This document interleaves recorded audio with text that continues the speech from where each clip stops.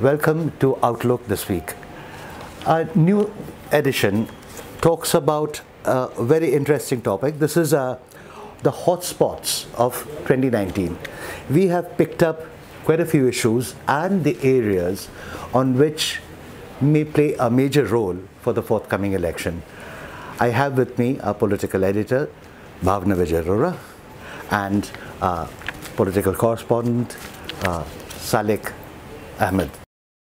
So I'll start with Bhavna. Bhavna, you just got back from Gujarat. Yeah. Just share with our viewers, what kind of a mood is there?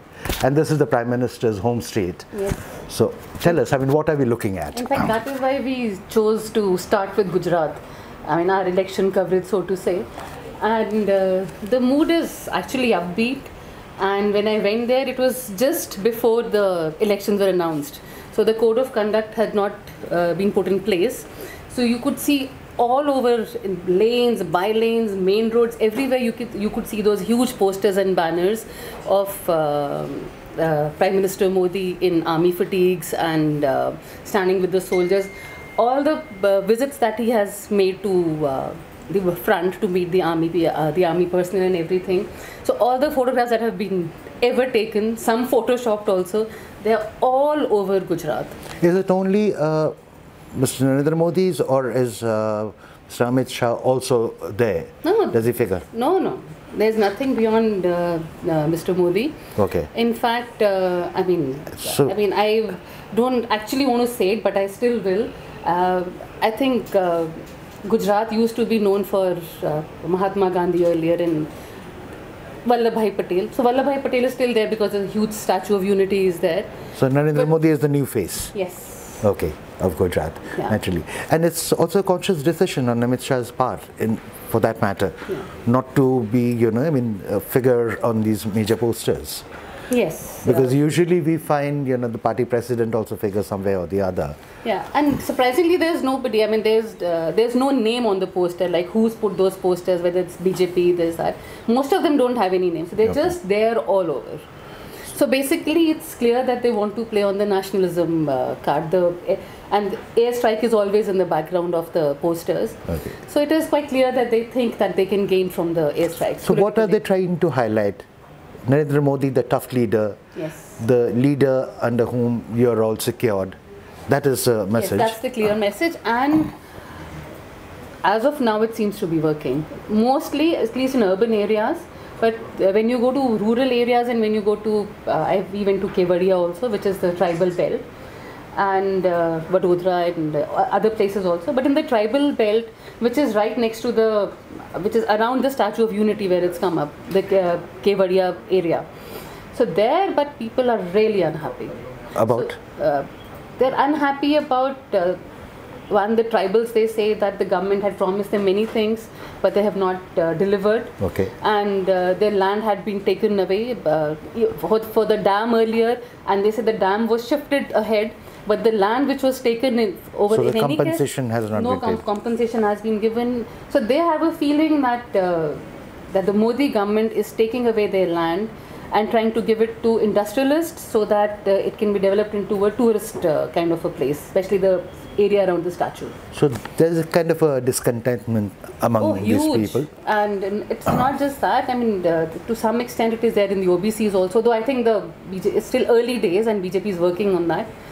But tribals, it seems it's quite this thing. Very unhappy. But then it travels down to other adjoining states.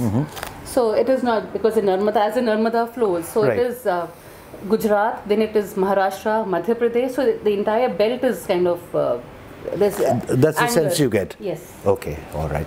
Salik, you also travelled to quite a few places. Tell us, what is the mood there? Is it issue-wise? How did you look at it?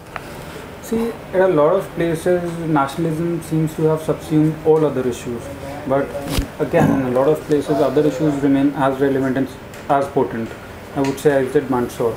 The farmer there is still very, very angry. I would say. I met a farmer who explained to me how demonetization wrecked the whole village economy. Besides, he was saying, of course in Mandsaur we all know last year, probably the year before that, 6 farmers were killed in police firing over, and the farmers, they were protesting for better prices for their produce. He explained to me how, if you spend let's say rupees 30,000 on a bigger of land, and like the returns would not even amount to rupees 10,000. So he says, what does the farmer do? In Alwar, of course, the dairy farmers are again very upset because of whatever the cow vigilantes have been doing in Alwar. So what about the subsidies that the government has also, looked at? The farm for subsidies, the farmers? how is that being taken? Is that having an effect? Yeah. The farm subsidy, he says that, he gave me a very good example. He says, let's say you are making 50,000 rupees a month, and then you pay / rupees 25,000, and then you are given incentives on Diwali, on New Year. So would you be happy?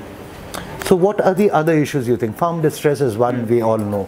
Which are the other issues? What about nationalism?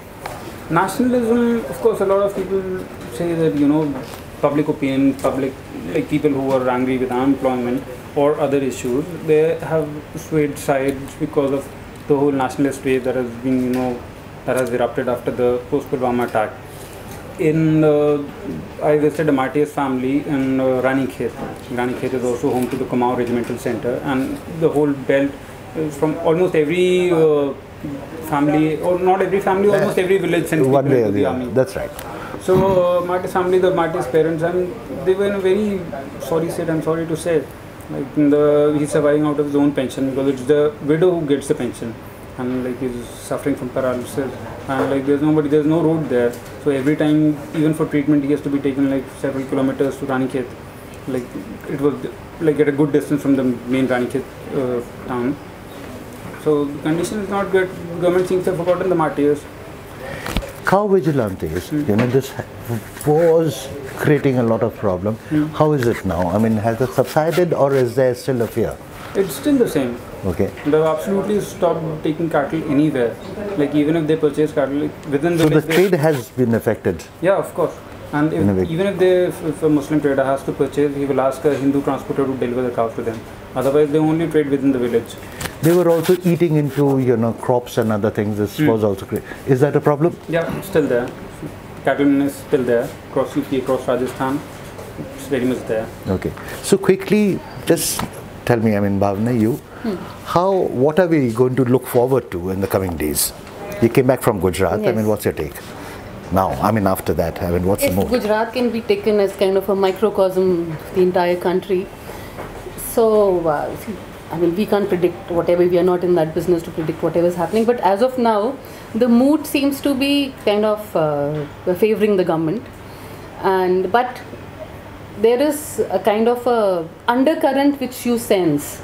There were a number of other leaders, Hardik Patel, and what has happened to them? Have they all vanished, gone to the margins, or what? No, Hardik Patel, as we know that he's just joined Congress recently, and the other ones, Alpesh Thakur was another one. Right. So all these leaders who are there, who were espousing the cause of the OBCs and the scheduled caste and the Patidars, like in the case of Hardik Patel, so they are all. They are no more. For example, Patidars don't consider Hardik Patel their leader anymore. They say he's sold out, and they'll mention that he drives around in a Fortuner, and so basically he's not working for the cause anymore. Okay. So Sadiq, is this also your opinion that nationalism or Narendra Modi's image looms large, so large that the other parties, non-BJP parties, are really having a tough time to highlight the other issues? Or do you think, in the coming days, they'll also come back to the center stage? That's a very difficult thing to say. That is what these general elections will be about. Okay. Whether nationalism will trump other issues, and riding higher the nationalism wave, BJP will be able to trump other parties, or these issues that, as Bhavna mentioned, the undercurrents, they will come to surface and, maybe able to just, counter the nationalism wave and which the BJP is trying to encash. Okay. I guess on that we will have to end this edition, and please keep looking at watch out for the magazine and what we have to say in the coming days, because it's only going to get more interesting. Thank you.